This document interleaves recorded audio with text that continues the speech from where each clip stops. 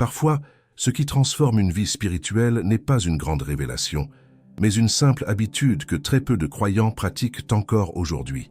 Dans Daniel chapitre 6, nous découvrons quelque chose de surprenant. Même quand sa vie était menacée, Daniel continua à prier à des heures fixes, exactement comme il l'avait toujours fait. Pas par peur, pas par tradition, mais parce qu'il connaissait un secret spirituel que beaucoup ont oublié. Pourquoi la Bible insiste-t-elle sur ce détail? Et pourquoi cette discipline de prière a-t-elle déclenché l'un des miracles les plus célèbres de l'Écriture? Restez jusqu'à la fin, car comprendre cela peut complètement transformer votre manière de prier chaque jour. Il savait qu'on voulait le tuer. L'édit était signé, les ennemis regardaient, et pourtant, Daniel ouvrit sa fenêtre et s'agenouilla pour prier, comme il le faisait chaque jour. Ce geste simple allait tout changer. Découvrez pourquoi. Il y a quelque chose d'extraordinaire dans la vie d'un homme qui refuse de plier les genoux devant les idoles du monde, mais qui choisit, jour après jour, de plier les genoux devant le Dieu vivant. Daniel était cet homme. Un homme dont la prière n'était pas un réflexe de panique, mais une discipline de l'âme, une habitude de cœur cultivée dans l'ombre avant d'être éprouvée en pleine lumière. Et c'est précisément cette discipline qui a le pouvoir de transformer votre vie spirituelle, de la racine jusqu'aux branches, si vous acceptez de la recevoir avec un cœur ouvert et disponible. Nous vivons dans un temps où tout va vite. Les notifications s'accumulent, les responsabilités s'empilent, et la prière est souvent reléguée à ces quelques secondes volées entre le réveil et les premières obligations du matin.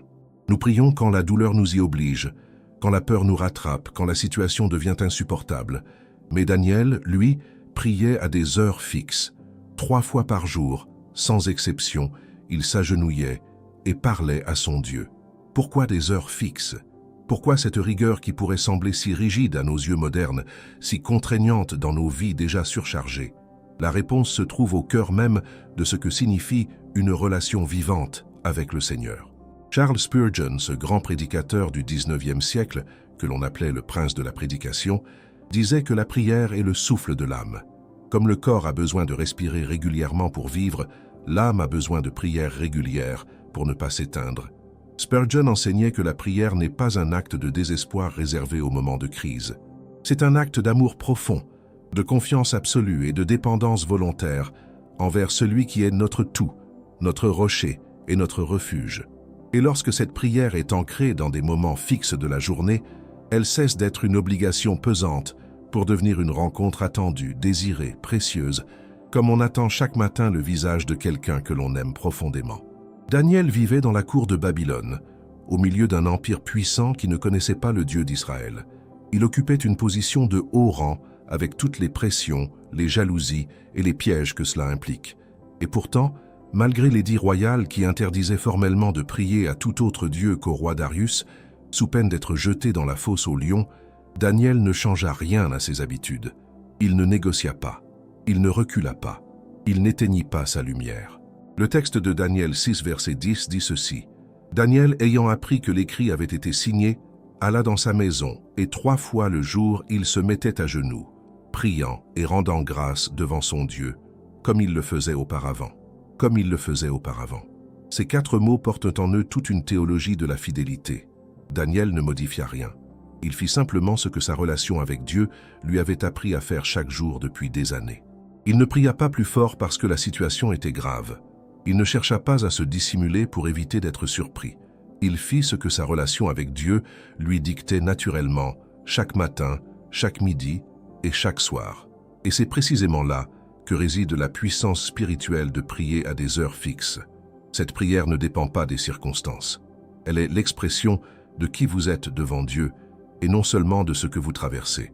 Spurgeon écrivait encore ceci. « Un homme qui prie régulièrement est un homme que rien ne peut vraiment surprendre, car il vit déjà en présence de celui qui tient toutes choses dans ses mains, même les situations les plus impossibles. » Cette pensée devrait nous arrêter un instant. Combien de fois avons-nous été renversés par une mauvaise nouvelle, paralysés par une peur inattendue, submergés par une émotion soudaine, précisément parce que nous avions laissé notre vie de prière se dessécher comme une terre sans eau. Ce n'est pas que Dieu était absent dans ces moments, c'est que nous avions laissé la distance s'installer. La prière à des heures fixes est une discipline de l'âme qui nous maintient dans un état de communion permanente avec le ciel, quoi qu'il arrive. Il y a une différence fondamentale entre prier en réaction et prier en relation. Celui qui prie seulement dans la panique construit une foi fragile. Mais celui qui prie à des heures fixes, jour après jour, construit une intimité avec Dieu qui résiste aux tempêtes.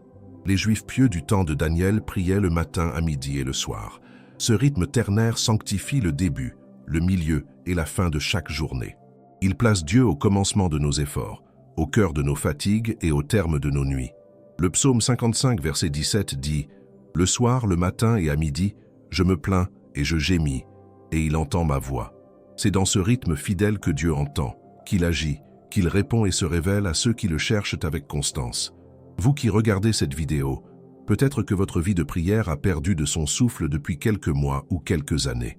Peut-être que vous priez encore, mais de façon désordonnée et irrégulière, sans ce sentiment béni de rencontre véritable avec le Dieu vivant. Il n'est jamais trop tard pour retrouver ce rythme sacré. La puissance de prier à des heures fixes n'est pas réservée aux moines retirés du monde.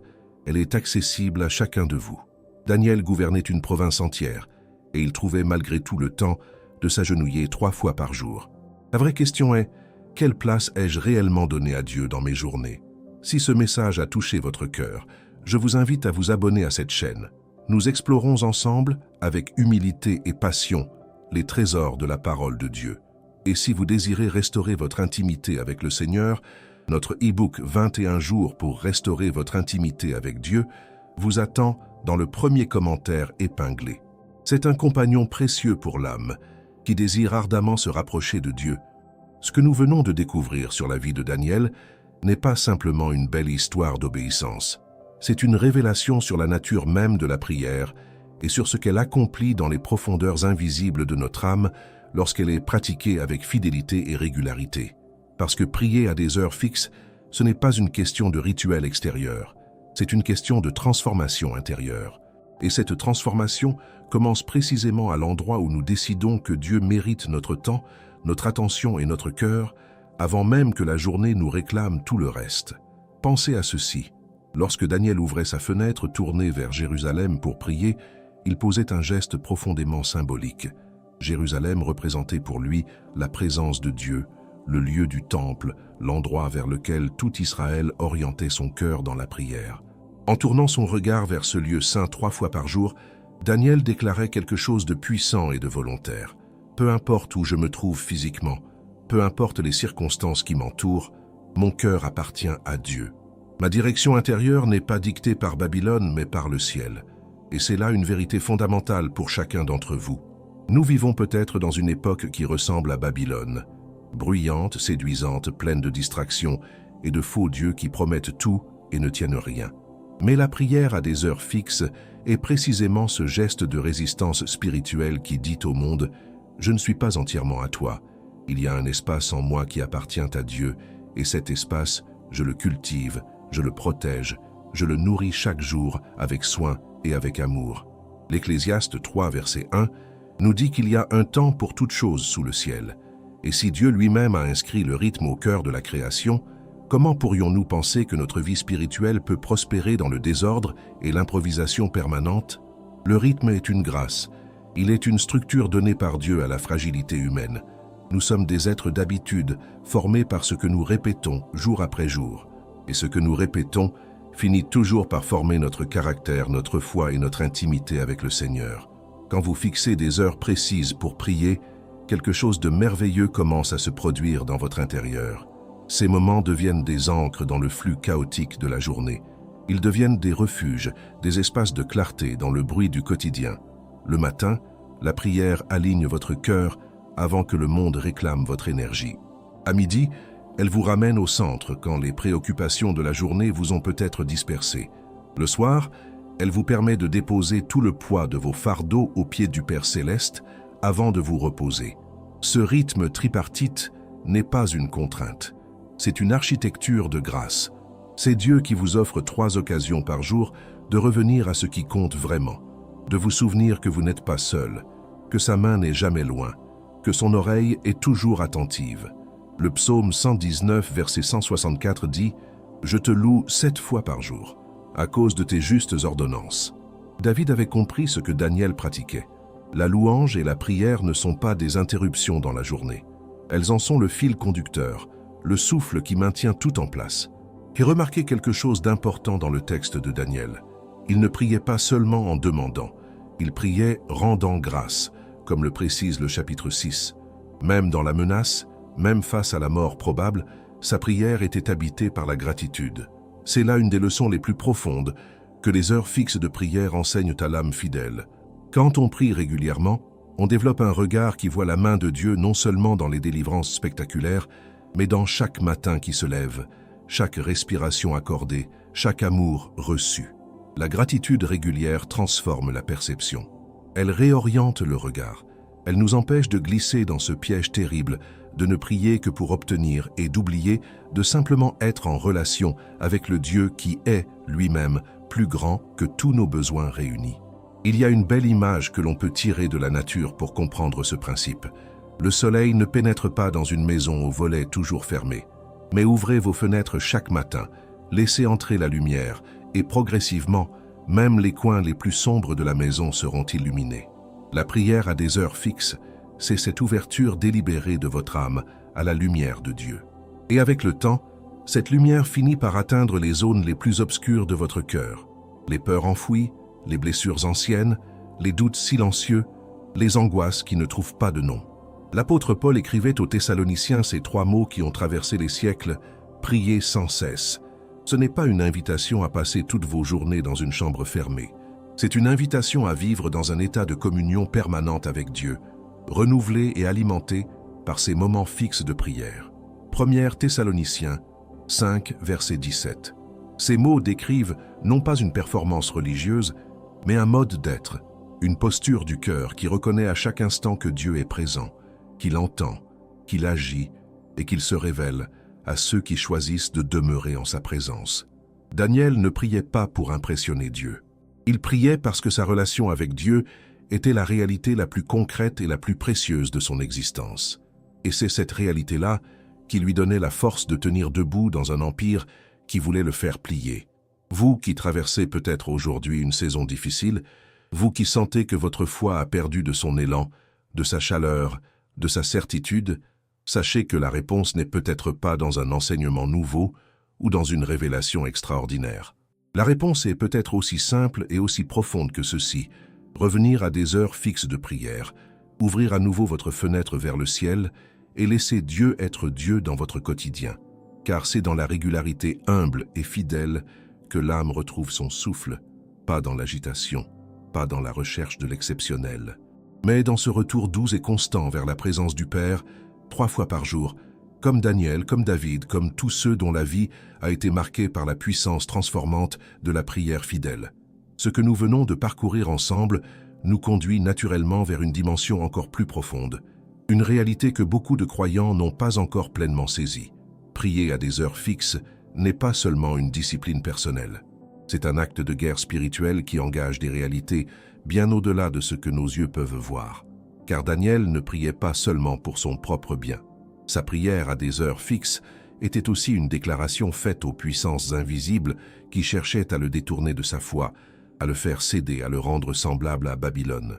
Éphésiens 6, verset 12, le dit avec une clarté absolue: « Nous n'avons pas à lutter contre la chair et le sang, mais contre les dominations, contre les autorités, contre les princes des ténèbres de ce siècle, contre les esprits méchants dans les lieux célestes. » Cette réalité n'est pas une métaphore, elle est le contexte invisible dans lequel se déroule votre vie spirituelle, chaque jour, à chaque heure.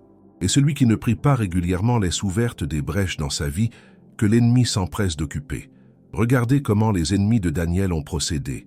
Ils n'ont pas attaqué son intelligence, ils n'ont pas remis en cause ses compétences, ils ont cherché à atteindre sa fidélité à Dieu parce qu'ils savaient que c'était là la source de sa force, de son intégrité et de son influence.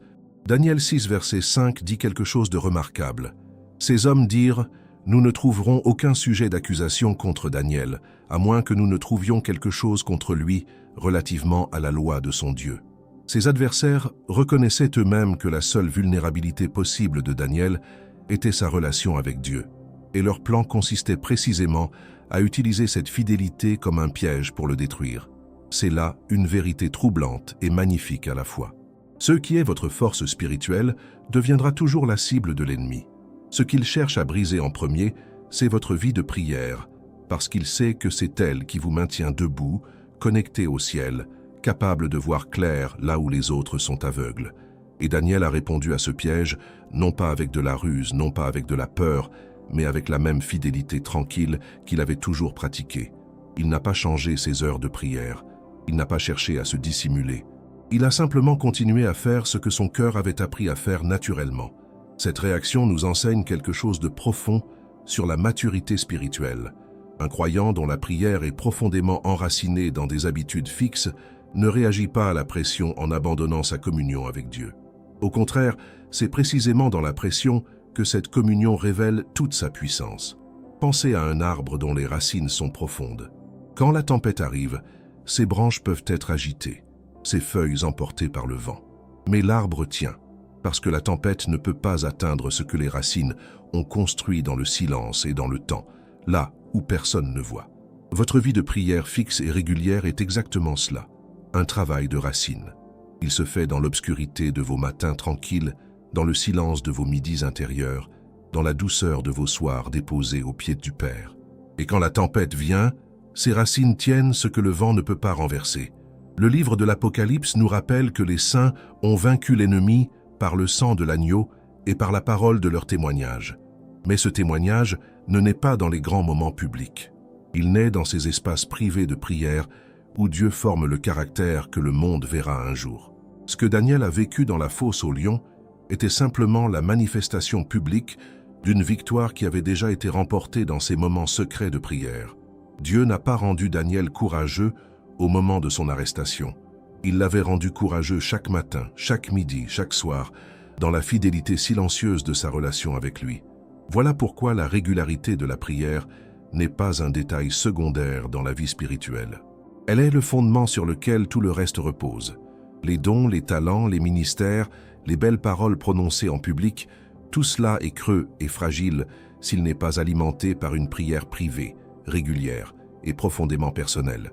Jésus lui-même, le Fils de Dieu, prenait soin de se retirer pour prier. Luc 5, verset 16 dit « Lui, cependant, se retirait dans des lieux déserts, et il priait. » Si le Seigneur Jésus, en qui habite toute la plénitude de la divinité, ressentait le besoin de prier régulièrement, comment pourrions-nous, nous qui sommes si faibles et si limités, croire que nous pouvons nous en passer? La prière de Jésus n'était pas une faiblesse. C'était la source de sa force manifestée. Et chaque fois qu'il retournait vers les foules après ces moments de retraite en prière, il revenait avec quelque chose que nul discours, nulle formation et nulle intelligence humaine ne pouvaient produire. La puissance de l'esprit, agissante, tangible, transformatrice. C'est cette même puissance qui est disponible pour vous aujourd'hui. Non pas réservée aux prophètes et aux apôtres d'autrefois, mais offerte à chaque homme et à chaque femme qui choisit, avec humilité et persévérance, de se tenir régulièrement devant Dieu dans la prière. Il y a quelque chose que l'ennemi craint par-dessus tout. Ce n'est pas votre éloquence, ni votre connaissance théologique, ni votre engagement dans les activités de l'Église. Ce qu'il craint, c'est un croyant qui prie fidèlement, qui revient à genoux chaque jour, qui ne laisse pas la distance s'installer entre son âme et le trône de grâce. Car ce croyant-là vit en territoire céleste même au milieu du monde terrestre. Il voit ce que les autres ne voient pas. Il reste stable là où d'autres s'effondrent. Il espère quand tout semble perdu, parce qu'il a appris dans ses heures de prière que Dieu est toujours souverain, toujours présent, toujours fidèle à ses promesses. Hébreux 4, verset 16, nous y invite avec une tendresse qui touche l'âme. Approchons-nous donc avec assurance du trône de la grâce, afin d'obtenir miséricorde et de trouver grâce pour être secourus dans nos besoins. Ce trône est accessible à toute heure, et celui qui y revient 3 fois par jour ne quémande pas. Il vit en enfant aimé qui sait où trouver son Père. Tout ce que nous avons parcouru jusqu'ici nous conduit naturellement vers une question que beaucoup portent en silence. Une question honnête et courageuse. Comment faire pour établir concrètement des heures fixes de prière dans une vie aussi chargée, aussi imprévisible et aussi exigeante que la nôtre? Car il est une chose d'admirer la discipline de Daniel depuis la distance confortable d'un récit biblique. Il en est une autre de traduire cette discipline dans le tissu concret de nos journées modernes, avec leurs obligations, leurs imprévus, leurs fatigues et leurs 1000 sollicitations. Mais cette question mérite une réponse honnête. Et cette réponse commence par reconnaître une vérité que nous préférons parfois éviter. Nous faisons toujours du temps pour ce que nous considérons vraiment important. Toujours, sans exception. C'est l'un des révélateurs les plus fidèles de nos priorités réelles. Daniel n'avait pas une vie simple. Il administrait une province entière d'un des empires les plus puissants de l'histoire. Il avait des responsabilités immenses, des ennemis actifs et une pression quotidienne que peu d'entre nous pourraient imaginer. Et pourtant, il priait 3 fois par jour. Ce n'est pas parce qu'il avait plus de temps que vous, c'est parce qu'il avait une vision plus claire de ce dont son âme avait besoin pour tenir debout dans ce monde. Et cette vision claire lui permettait de protéger ses heures de prière comme on protège ce qui est le plus précieux. Matthieu 6, verset 33 dit « Cherchez premièrement le royaume de Dieu et sa justice, et toutes ces choses vous seront données par-dessus. » Ce verset n'est pas simplement une promesse de provision matérielle, c'est un principe d'ordre spirituel qui gouverne toute la vie du croyant. Quand vous placez Dieu en premier dans votre journée, quand vous lui consacrez vos premières heures et vos moments clés, vous ne perdez pas du temps. Vous investissez dans la source même qui rend tout le reste possible, sensé et fécond. Vous n'amputez pas votre journée. Vous lui donnez une fondation. La première heure de prière fixe la plus naturelle est celle du matin. Avant que le monde frappe à votre porte, avant que les messages arrivent et que les obligations commencent à parler, il y a un espace précieux que Dieu vous offre chaque jour. C'est l'espace du premier regard, le moment où vous choisissez vers qui vous tournez votre cœur avant que quoi que ce soit d'autre réclame votre attention. Le psaume 5, verset 3, exprime cette beauté avec une simplicité désarmante. « Éternel, dès le matin tu entends ma voix, dès le matin je me tiens devant toi et j'attends. » Il y a quelque chose de profondément fondateur dans ce geste simple, se lever et, avant même de toucher son téléphone ou d'allumer quoi que ce soit, s'agenouiller et parler à Dieu. Ce n'est pas une performance, c'est un acte d'amour. C'est dire à Dieu par ce geste concret et délibéré que tu es la première pensée de ma journée, le premier mot de mon cœur, la première direction que je donne à mon regard. La prière de midi est peut-être la plus difficile à maintenir dans nos vies contemporaines, parce que c'est souvent l'heure où la journée est à son point culminant d'intensité. Mais c'est précisément pour cette raison qu'elle est si précieuse et si nécessaire. À midi, un arrêt de prière n'a pas besoin d'être long pour être puissant. Quelques minutes suffisent pour réorienter votre cœur, pour rendre grâce pour ce que la matinée a apporté, pour soumettre à Dieu ce que l'après-midi vous réserve encore. C'est une pause de communion, un souffle de ciel au milieu de la terre. Ce court moment de connexion à Dieu en plein milieu de la journée change la qualité de votre présence dans tout ce qui suit. Vous revenez à vos responsabilités avec quelque chose que personne autour de vous ne peut vous donner.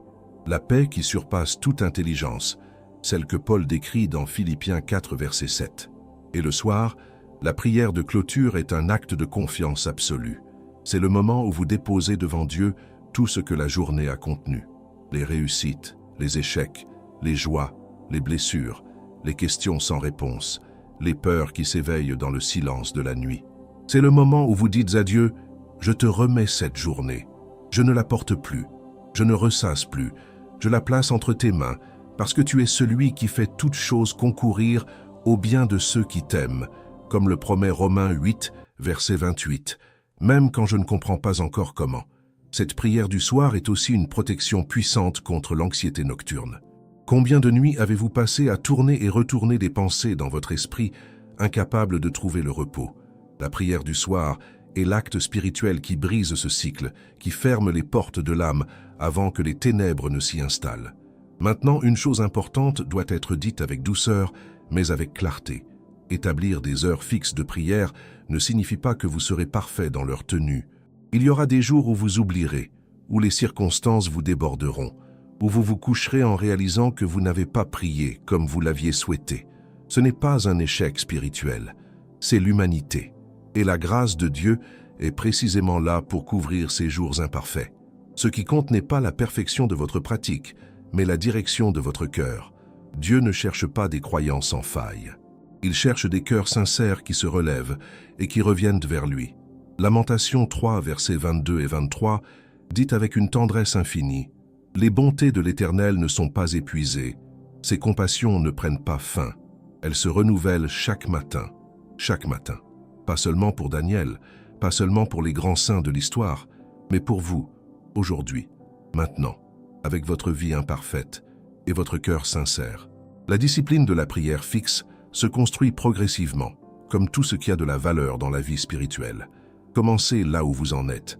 Si 3 fois par jour vous semble trop ambitieux pour commencer, commencez par 1 heure fixe chaque matin, puis ajoutez, puis laissez Dieu lui-même vous conduire vers ce rythme de communion qui nourrira votre âme et changera votre vie de l'intérieur vers l'extérieur. Car c'est toujours ainsi que Dieu travaille. Non pas dans l'éclatant et l'immédiat, mais dans le fidèle et le continu, dans cette grâce silencieuse qui transforme peu à peu, doucement mais sûrement, l'âme qui accepte de se laisser façonner par sa présence. Nous avons marché ensemble à travers l'une des vérités les plus transformatrices que la vie de Daniel nous offre. Prier à des heures fixes n'est pas une contrainte religieuse, c'est une invitation à vivre chaque jour en présence du Dieu vivant, ancré, fort et profondément aimé. Si ce message a touché votre cœur, abonnez-vous à cette chaîne pour ne manquer aucun de nos prochains enseignements. Likez cette vidéo, laissez un commentaire en bas, partagez ce que Dieu a déposé dans votre cœur aujourd'hui. Et si vous désirez approfondir votre intimité avec le Seigneur, notre e-book 21 jours pour restaurer votre intimité avec Dieu vous attend dans le premier commentaire épinglé. Continuez à regarder les prochaines vidéos qui apparaîtront sur votre écran. Que Dieu vous bénisse abondamment.